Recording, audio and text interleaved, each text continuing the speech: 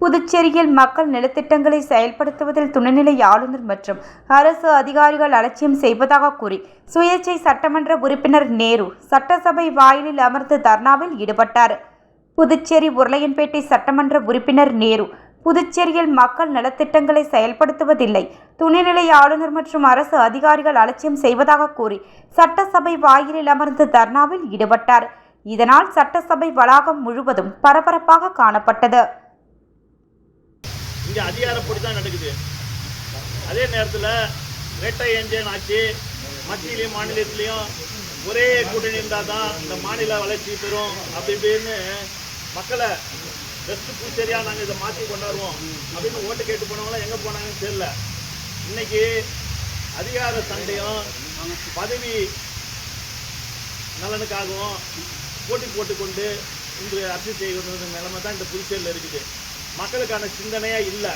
இந்த புதுச்சேரி மாநிலத்திற்கு மக்களால் தேர்ந்தெடுத்த அரசுக்கு அதிகாரம் இல்லைன்னு நாங்கள் பொது அமைப்பெல்லாம் டெல்லி வரை சென்று போராடியும் அதற்கு இங்கே இருக்கிற சில அரசியல் கட்சிகள் தவிர மீதி எல்லோரும் மௌனம் காத்து வருகிறார்கள். குறிப்பாக ஆளுகின்ற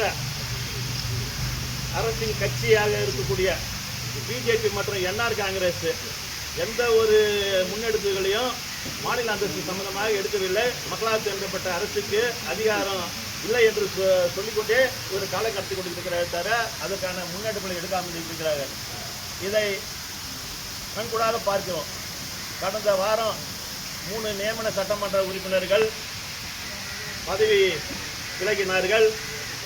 ஒரு தலித் அமைச்சரை பதவி விலக செய்தார்கள்.